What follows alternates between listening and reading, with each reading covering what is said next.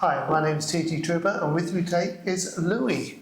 Hi, thank you so much. So, please tell me a bit about yourself and who you are. Yes, no problem. So, my name's Louis Urbanowski. I live in Stevenage and have done all my life, which makes me a very interesting character. There you go. So, I started writing about 18 months ago full-time. I spent 12 years in a career in corporate software sales. And it was great.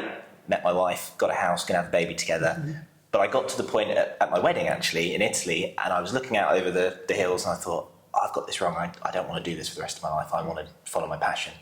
So I started writing, and I've always had an idea for this book that I've written, which we can talk about in a minute, and I just fell in love with it. Okay. And then 18 months ago, I started doing that, and then I got to the point of saying, what do I actually want to do with it? Do I want people to read it? Do I want fame, success, and all of that? And I thought, well, I'll self-publish and we'll see what happens. And that leads me to today at the Herts Book Festival. Really good. Okay, so what inspired you to become a writer, and how did your writing journey actually begin? Yeah, so I've always had the idea for stories and stuff. So my book is a political satire, and I remember just sitting there one night watching, I think it was during Brexit, all of the parliamentary chaos, and I thought, these guys, no one has a clue how this works. And after looking into it, it sort of came to a point where I thought, I could do something really funny with this. Not necessarily overly political at all, but I just really like the idea that there's a reason British politics has stayed so painfully dull for 400 years. And it's because there's a secret club behind the scenes which ensures that. It ensures that Britain can survive because everyone's just a bit incompetent. And that's where the Right Members Club came from, disgraced MPs saving the country. And I just fell in love with the idea. Like I say, I've got OCD. And it means, unfortunately, I don't really have a choice of what I really want to write about. So I get locked on with that and off I go. I clearly didn't want to be like rich and successful because I picked a crazy niche. So there you go. Okay. Was this your first book? This is my first book, yes. Yeah. So I've written 3 since I started writing full time. Good. This one's a political satire. I've got a zombie survival story based out of Stevenage where I have to get back to my old school. So I think I'm dealing with a lot of unprocessed trauma there. So it's like a man-child thrust into a zombie apocalypse where a probiotic causes it, because I had really bad problems with my gut biome, and I was like, I'll write a story about it, right? Why not? Yeah, exactly. And then the third book is, I don't think I was at a point in my career where I could handle the technicality of it, so it's a sci-fi psychological thing about creation myth, and I really love the idea, but I don't think the first draft will see light of day for a bit, so I need to go back and edit it. Yeah. Okay, work in progress. Work in progress. So you mentioned OCD. Do your books have OCD themes? Yeah, so the Right Members Club, I didn't want it to be too political, as I say. I wanted to have a real human element to it. So the main character, Mark Fallow, he's based off me, a bit of a hapless guy with his heart in the right place, but he drifts and he gets swept along by the dashing dictator prime minister that comes in and takes over, and he ends up becoming an MP. But something goes really, really wrong in the first week. Quite rude, but really, really wrong. And he ends up disgraced and inducted into the club.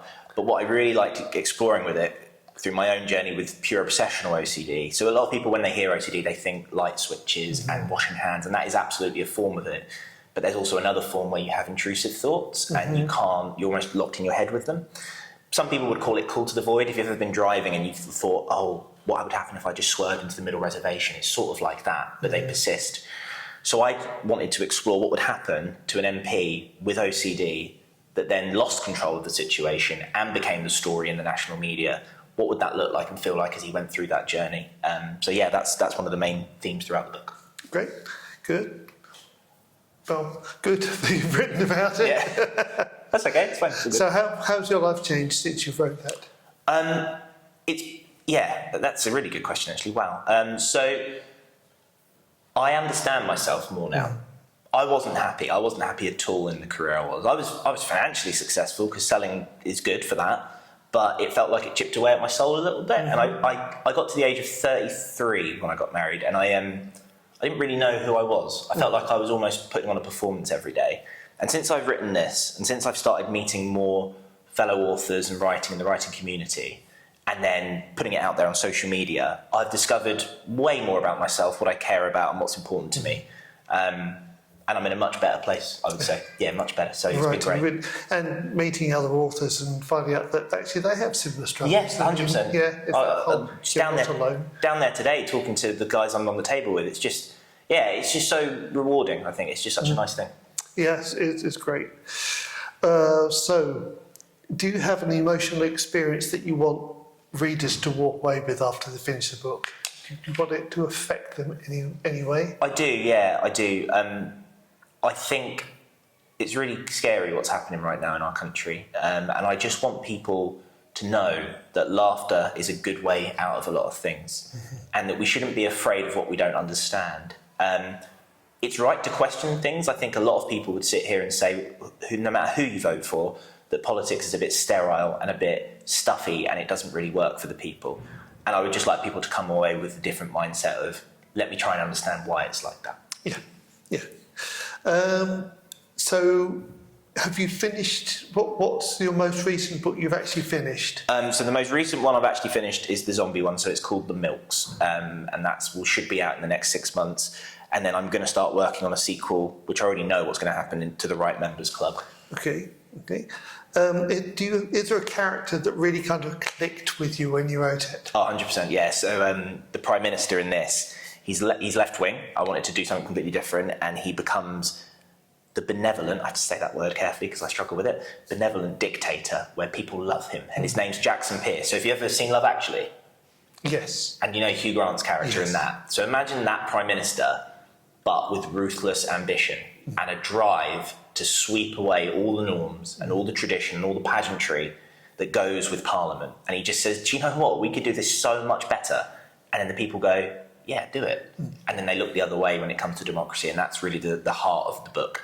And Jackson Pearce was just an absolute hoot to write. It was like every wish list of what you want a Prime Minister to stand up and say sometimes. So yeah, it was really fun. Brilliant. Was there a challenge about getting it published? I mean, there's a challenge for every indie author, right? So I think, like many, I started querying the book with literary agents, thinking, oh, I'm hot, I know what I'm doing, and then you send it out, and then I actually paid for a literary agent to review my submission package, and they were like, mate, you've got a long way to go, both the writing and the way you do it. So you learn a lot doing that, and then I think when it comes to deciding to self-publish, there's always the question of cost versus reward and investment versus reward. You know, how much do you want to spend on the cover? How much do you want to spend on the editing, the proofreading, and then the marketing that goes forward with it?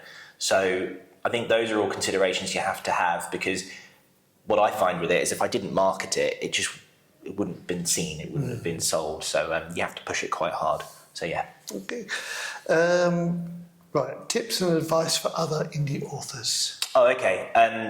Easy. So just write.